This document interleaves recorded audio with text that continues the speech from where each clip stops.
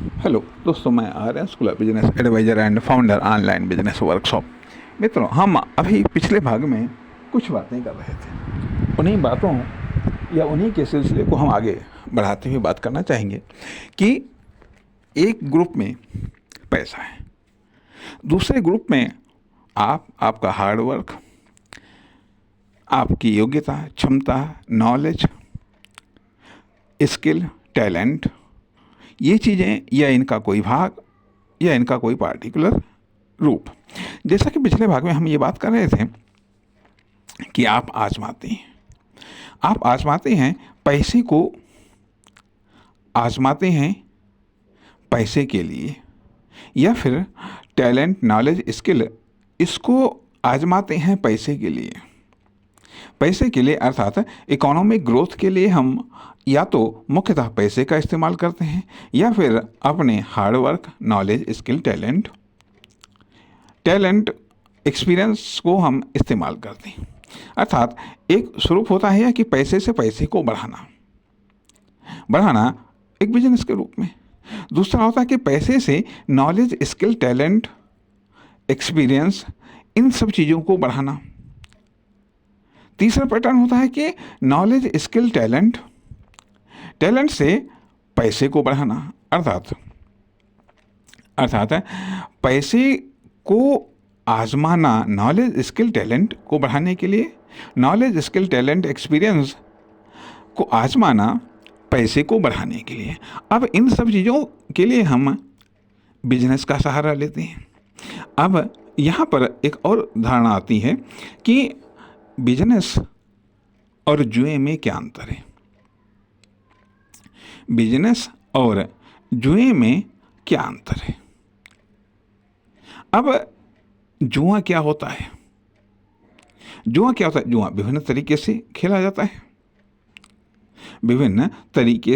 जुआ खेला जाता है।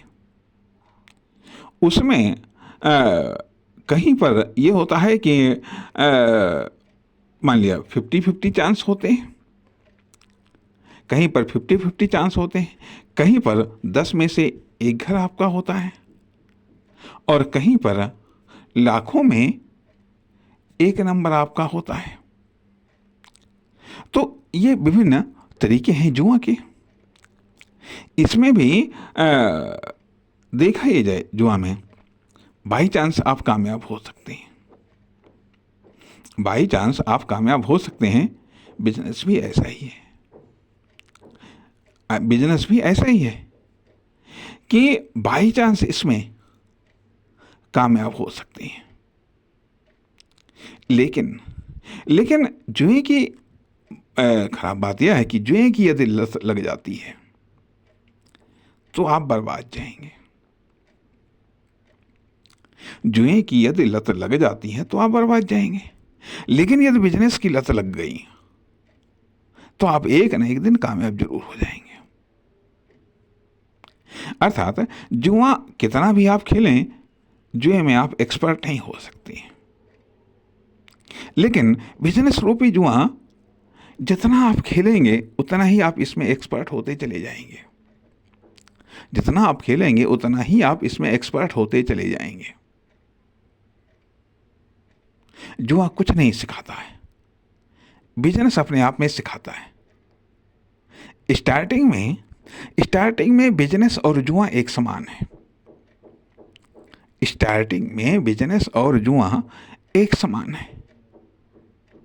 लेकिन बाद में बिजनेस जुआ से अलग होता चला जाता है। जुआ में भी हम पैसे को आजमाते हैं, पैसे को लगाते हैं। जुआ में ज़्यादातर पैसे को हम डायरेक्ट लगाते हैं। बिजनेस में ज़्यादातर हम पैसे को डायरेक्ट भी लगाते हैं और पैसे के द्वारा विभिन्न साधन और संसाधनों के रूप में भी लगाते हैं। जुआ में भी बाई चांस जीतने की संभावना होती है और बिजनेस में भी बाई चांस जीतने की संभावना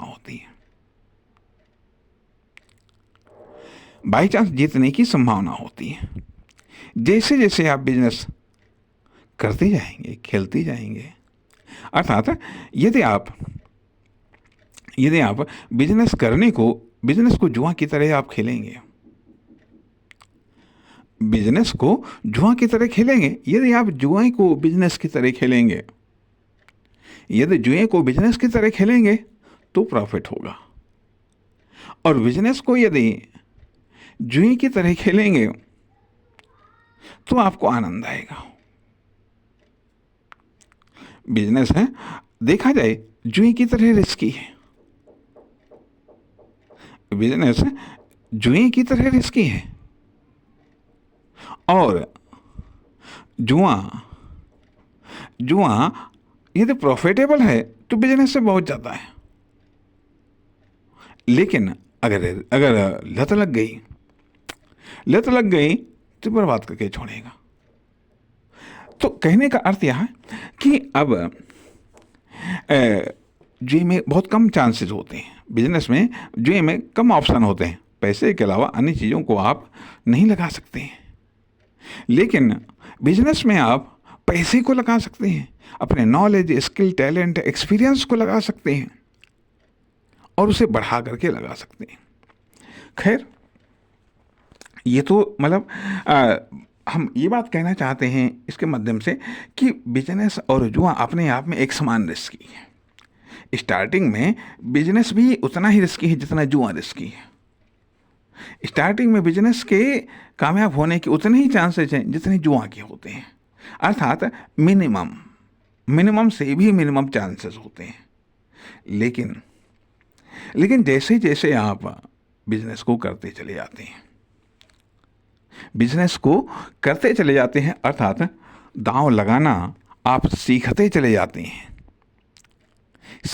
दांव लगाते हैं। अब फर्क इतना है, जुए में दांव लगाना कहते हैं, बिजनेस में इन्वेस्टमेंट करना कहते हैं। बिजनेस में जैसे जैसे आप सीखते जाते हैं और इन्वेस्टमेंट करते जाते हैं, वैसे ही आप आगे बढ़ते चले जाते हैं। लेकिन यहाँ पर एक समानता ये भी है, जुए में भी आप आजमाते हैं, खुद के भाग्य को आजमाते हैं, खुद के पैसे को आजमाते हैं, और साथ ही साथ कुछ जो नॉलेज, ये स्किल होता है कि हाँ यहाँ पर लगाएं, तो अपने कुछ योग्यता को भी आप आजमाते हैं। बिजनेस में भी यही होता है, भाग्य को भी आजमाते हैं, पैसे को भी आजमाते हैं, जो कुछ आपके पास में नॉलेज, स्किल, टैलेंट है उसको भी आजमाते हैं।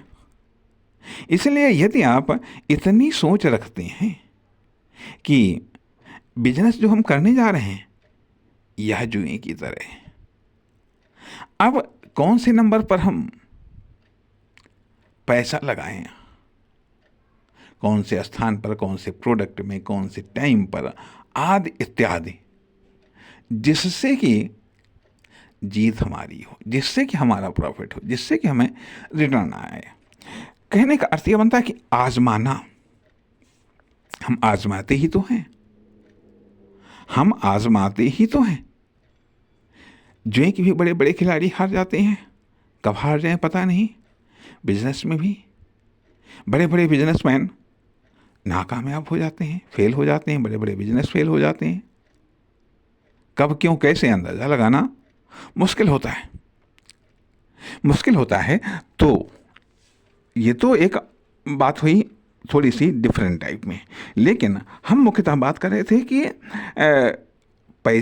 पैसे को हम आजमाते हैं बिजनेस के रूप में ये मान करके चलिएगा कि हम जुए की तरह खेलने जा रहे हैं। कामयाब हो गए तो ठीक, नहीं तो हारना तो है ही।